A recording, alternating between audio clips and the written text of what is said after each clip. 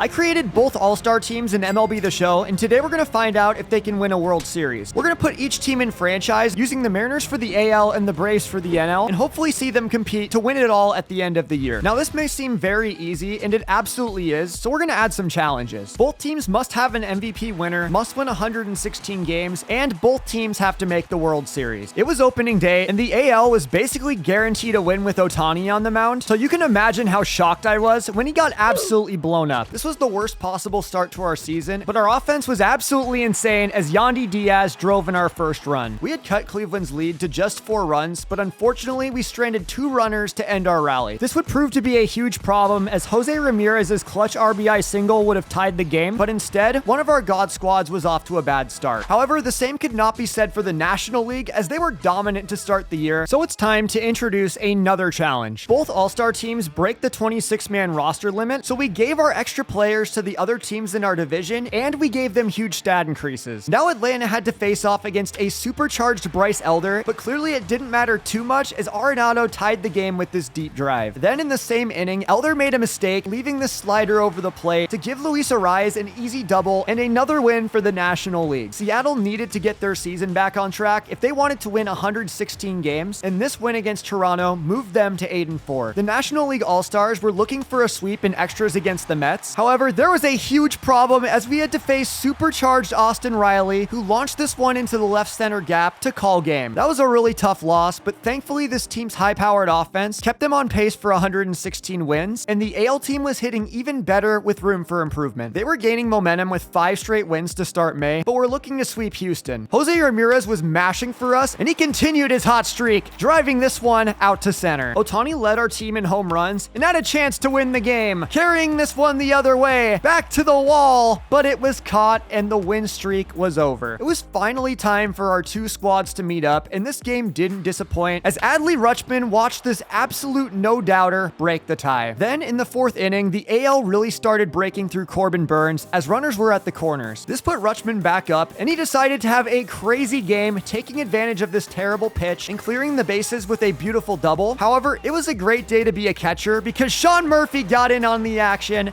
turning on a fastball to get the National League on the board, and I can promise that there's going to be a lot more home runs in this video. Ozzy Albies has one of the coolest stances in this game, and he could tie up this game with one swing, going back with plenty of carry, and that one fell just short of the stands. Those are the opportunities you need to capitalize on, especially down 2 runs, as Marcus Semien looked to start a rally with this double off the wall. Then Jose Ramirez continued his clutch season, driving them in with a single. Down 3, Albies could be the last out of the game, but he was looking for redemption instead, watching this one rocket into deep right field, gone like a girl in a country song. For as sweet as that was, it wasn't enough to beat Seattle, as they picked up the win in a possible World Series preview, taking a series that helped them stay on pace for 116 wins at 40-12. The National League squad was looking to rebound, and Acuna came up big down 2-1 with a double in the 9th, as this game went into extras and our offense woke up at just the right time with a Nolan Arenado single that put runners at the corners. We still had 3 outs to work with, and Will Smith slapped this single like it was Chris Rock to give Atlanta their first lead, but this rally wasn't over as this very on-brand Luis Arraez single put this game just out of reach for Detroit. There's a reason Shohei Ohtani is our MVP frontrunner, as I was definitely a bit late on this fastball, but his 99 power turned it into a double. Then Mike Trout realized this could be his best chance to ever win a ring as he turned on this one to score the first 2 runs of the game. It's crazy that Mike Trout is an 11-time All-Star, but still not as crazy as the fact that over 90% of you watching this video aren't subscribed. Ohtani didn't leave the yard last time he was at the plate, so we made sure to get him one next time up and finished off the White Sox. Meanwhile, the National League needed a comeback against Cincinnati, and the offense finally woke up in the 7th with this Juan Soto home run. An Ozzy Albies sacrifice fly would tie up the game at 3 apiece, and National League home run leader Ronald Acuna Jr. looked to add another, as this one looked like a deep pop-up, but thankfully cleared the fence to help the Braves get to 55-23. The AL squad was no longer on pace to win 116 games at 51-24 and needed every win possible as Jose Ramirez broke this 8th inning tie to help. The Braves were in another extra innings game, but were in some trouble. They wanted to send this one to the 11th, but Josh Bell decided to walk it off instead with a blast out to right. Neither team could afford a slump going into the break, and it was weird to watch both of these God squads lose. The All-Star game being in Seattle was why the AL team was on the Mariners, and both teams obviously had many representatives. However, it was one of the biggest real-life snubs who got this game going, as Yoshida hit a double. It was nice to be playing with a supercharged Kyle Tucker instead of against him, and he gave the American League the early lead. Mike Trout was playing in yet another All-Star game, and Kershaw gifted him a fastball down the pipe to make it 3-0 in the first, but when Mike Trout called, Mookie Betts answered with a full count bomb of his own to the same spot. This had to have been one of the weirdest plays of the video, as this should have been a clutch out for the American League, but became a game-changing 2-run error to give the NL their first lead. But just like so many games so far, this one went back and forth as the AL tied it back up in the 7th, and a very deep sacrifice fly got them back the lead. However, in the end, it was Ketel Marte who delivered the final blow, as this one had more long balls than a retirement home. Did I really put that in the script? The All-Star break was much needed for the American League squad, and Corey Seager's walk-off bomb put them back on track to win 116 games. Meanwhile, the NL continued to find themselves in extra inning contests, and Mookie Betts was really heating up with this game-winning RBI. Both teams were completely dominant after the break, and it felt like they were consistently clutching it out in close games. Even with this dominant stretch, both teams won exactly 116 games, barely completing the challenge, but winning both MVPs looked like a lock. The National League team had 330 home run players, while Shohei Ohtani alone led the whole league with 42 bombs. But it was time for the playoffs, and the American League All-Stars could be facing elimination. We had seen Ohtani have blow-up starts and desperately needed his best game. Stakes were high, so I increased my hitting difficulty, but that really didn't help much, as Jose Ramirez drove his second pitch out to the bleachers. We had an early lead, but we couldn't risk losing the challenge, as Corey Seager launched another blast in the second inning. I don't understand why Ober kept pitching right down the middle against a team of All-Stars, but we took advantage, going back-to-back, and aside from this really awkward hug, this game went perfectly. Neither team had any issues after that, and the two teams with every MVP finalist were set to face off in the World Series. There were more nukes in this World Series than Oppenheimer, and the NL MVP started us off in the first inning. The Braves were off to a fast start in Game 1 with 4 runs in the first 3 innings, but it was fitting that the American League MVP would be the one to answer with a deep shot to right. It was a 2-run game in the 5th, and Marcus Semien was looking to start a rally with this double. Then, it was our clutchest player of the video and Jose Ramirez, who tied it up with this opposite field shot as the American League All-Stars would complete the comeback. I probably didn't need to max out my power slider for the World Series, but it was a good time and definitely fair since I was hitting for both teams. The NL would get out to an early lead, but once again, Shohei Ohtani helped the AL get back into it. This game remained tied for the next 6 innings, but Juan Soto was at the plate in the 9th, and he called game with an absolute moonshot to help the National League win it. Then in Game 3, the NL won yet again, but the AL came back swinging with literally the most runs ever scored in a World Series game. Each team would win one more to set up a winner-takes-all Game 7, and the Mariners were off to a very good start. The Braves were in some trouble, down 5-0, but Juan Soto continued his brilliant postseason with another bomb. They would keep battling back, and Luis Arraez came through in true Arraez fashion to score a run on the most pathetic blooper you'll ever see, but that wasn't it for the 5th inning rally. Acuna with 2 on.